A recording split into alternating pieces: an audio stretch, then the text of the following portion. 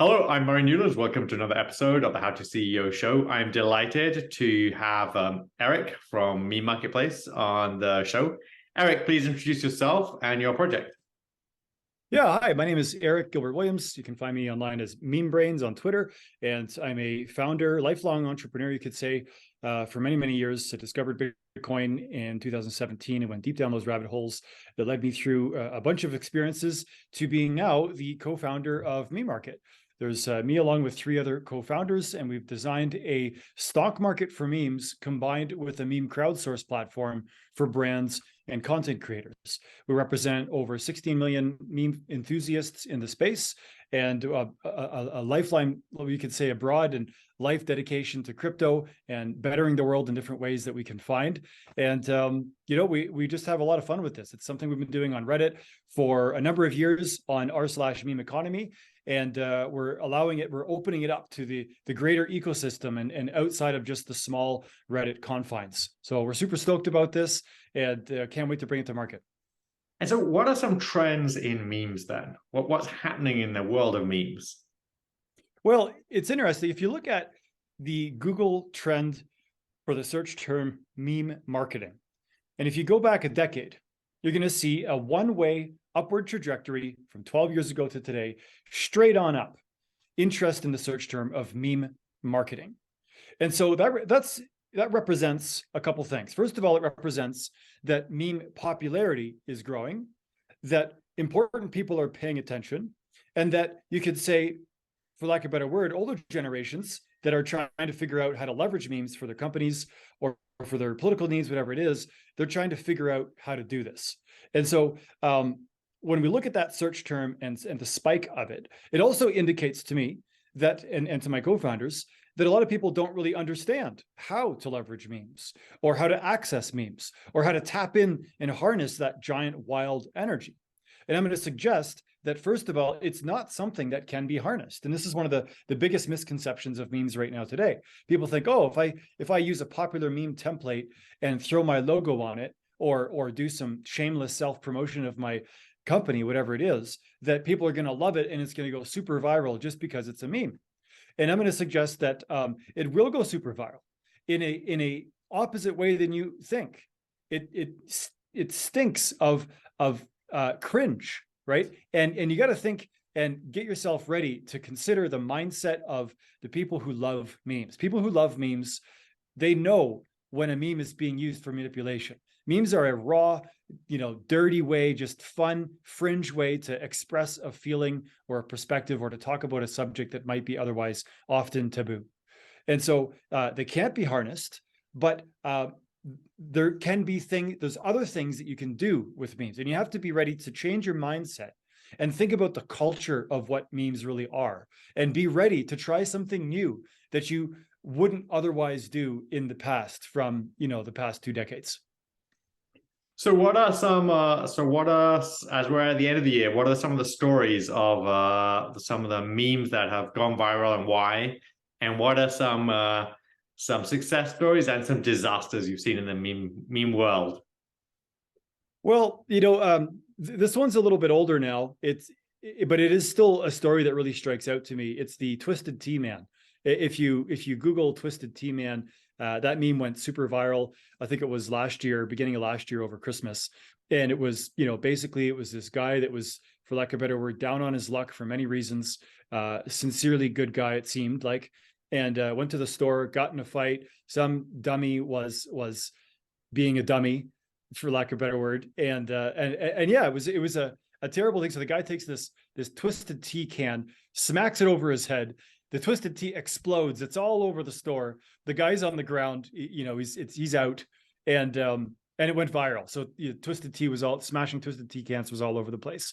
And I liked that story because it was natural. It was organic. It wasn't meant to be anything other than just a guy going to the store. But what really touched me about it is that it brought awareness, and people get curious, right? They're like, well, who is this guy? What happened?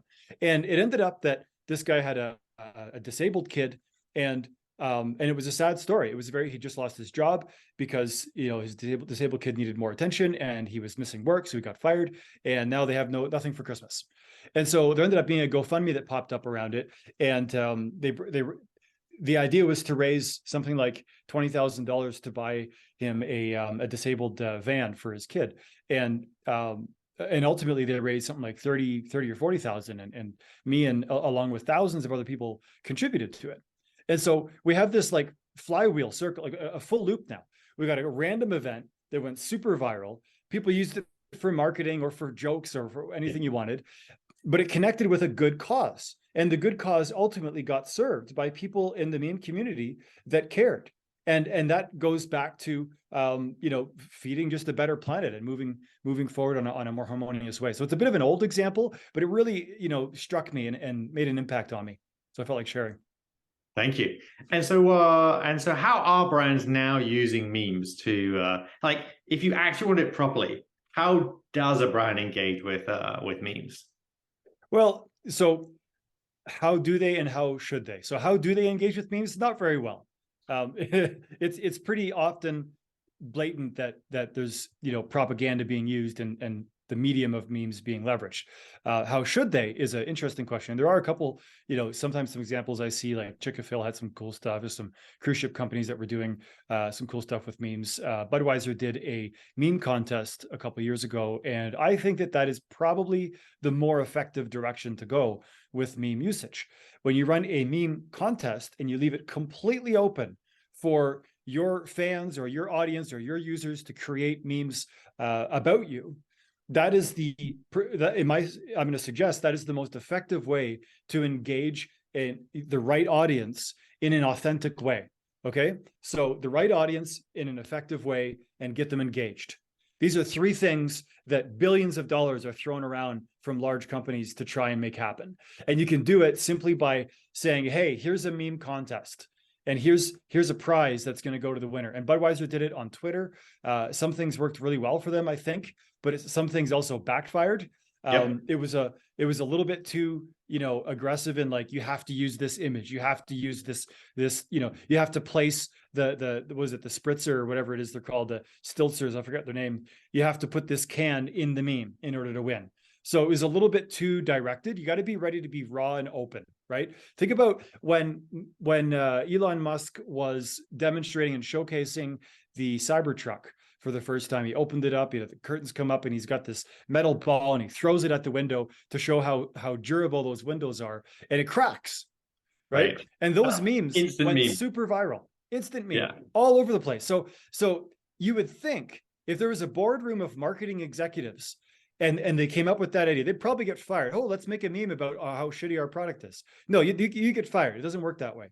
But the meme went super viral, and in the virality came engagement with the brand and awareness of the brand, and also an awareness that it was a total fluke, right? This is not how it's supposed to go. So my suggestion for those looking to do meme events is, first of all, consider doing contests, but also consider and be ready for a roast. Memes are about a good roast, right? Something you didn't do right, it's going to come out. When you watch celebrities roasting each other from Hollywood, they're ready to take those roasts. And in my opinion, it's time for brands to let go of the illusion of control and to stop trying to control their audience's thoughts and brainwaves and let it be more natural and authentic. And if you can do that, you're going to get a more engaged audience for a longer period of time. Awesome insights. So what are some other cool projects you've seen? So obviously I'm biased towards MemeMarket. It's my favorite project and I think it's super cool and everyone should check it out. But, I'm also a DAO contributor and deep into that DAO space. So, I have to do a mention of City DAO. City DAO is a DAO of people that are trying to build a decentralized city of the future. Like, what does that even mean? How does it look if a city was completely decentralized in its voting and anyone can make a proposal and all the budget for government spending or public goods was done transparently and was also voted on? Like, imagine if there was an eject button for politicians right here now today. Like, how many people would be pressing that eject button? And, of the $1.7 trillion package that's being pushed through and voted on tonight, I believe, like, where is that money going? Where did it come from? How efficiently is it going to be used? So City DAO and other projects in the network state direction really intrigue me. And I think the final one that I'll do a shout out for, it's two companies actually, but of a similar vision, is Bull Bitcoin and Bitcoin Well.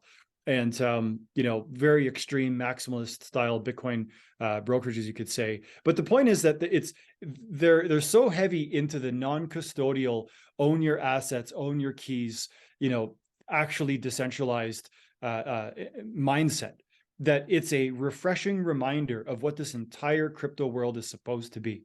There's no crypto without Bitcoin. There's no blockchain without Bitcoin. Bitcoin is the foundations of everything that we see in this crazy market. And so what is Bitcoin about? Why was it created? These are questions that anyone listening right now, I'd like you to, deeply think about and reflect on. And to me, Bull Bitcoin and Bitcoin Well, two Canadian Bitcoin brokerages, really embody that energy. And so I have to give them a shout out. Awesome. And then who are some cool people you've met over the year, and maybe also people I should interview? Well, I met this really nice guy with a really cool blonde haircut, and he happens to run this awesome podcast that everyone should subscribe to. His name is Murray, and you guys might know him. No, but no, it's been great meeting you. No, seriously though, because I came out to Palo Alto for 3 months to just immerse myself in the networking of builders, angels, and VCs in the crypto space. And I bumped into you several times and went through the accelerator of OPL, and I met some amazing people. So sincerely, it's been great to meet you. That's a shout out. I have to give a shout out to my co-founder, business partner, and CTO Bhargav, because up until now I've always been a solopreneur. I've never really had a true partner in a venture before, and Bhargav's shown me that there are some amazing people out there, or at least there's one anyways, that really makes me happy to work with. I'm very grateful to have met him. I'll do a shout out for Allison Bellows and Michael Boyd. Allison just recently went through the Y Combinator program, and Michael's a CTO of his own company. They're both CTOs, and I've known them. We used to live together in a co-living environment, and they really took the time out of their schedule to introduce me to people in Y Combinator, in Silicon Valley, to invite me to cool events. And that kind of like welcoming, pay it forward attitude really moves mountains. And maybe the last shout out is Dylan Lenz, another Y Combinator alumni, super great guy. My shout out for him is because he's so genuine and welcoming. Again, I'm very, very new to the Silicon Valley area, and he invited me to his house twice. We had Thanksgiving dinner at his place, and I don't have a family in San Francisco area, but it kind of felt like I did when I was hanging out at Dylan's place. So those are my shout outs. Fantastic. And how can people help you? Well, we're looking to connect with anyone that loves memes and is curious about where memes could go in the future. We do meme games, we do meme contests. We'd love to host some contests for you. If you're running a Discord server and you have an interest in doing a meme contest, we'll just do it all for you, and we're not going to charge you a penny. There's no strings attached. It might sound weird, but that's the truth of it. So if you like memes and you're on Discord or you're on Twitter, reach out to me and let's brainstorm on a couple of cool things that we can do. We've got a pretty exciting year coming up, and specifically preparing for the next bull market in who knows how long it's going to be, 2 years, whatever it is. And I'd love to chat with you. Memes have taken over the internet. They've taken over my brain, which is why I'm Meme Brains on Twitter. You can find me and DM me there. So give me a ping and let's talk memes. And how do people reach out to you? What is your Twitter, LinkedIn, email? What are the ways? Yeah, so my Twitter is probably the easiest way. It's at MemeBrains. So that's MEME Brains. No spaces or underscores, any of that kind of stuff. No fancy spelling, just at MemeBrains. So that's the easiest way to find me. LinkedIn, you can find me at my doxed name, Eric Gilbert-Williams. That's Gilbert Williams with a hyphen in it. There's not that many other Gilbert-Williams out there, so you'll probably see me with my glasses on, my weird deal with it shades. Those are probably the best two places. Awesome. Thank you very much for being on the show. Thanks, Murray, for having me on. We'll see you in the new year. Yeah, absolutely. I'm Murray Newlands. You've been listening and watching the How to CEO show. I'll see you next time.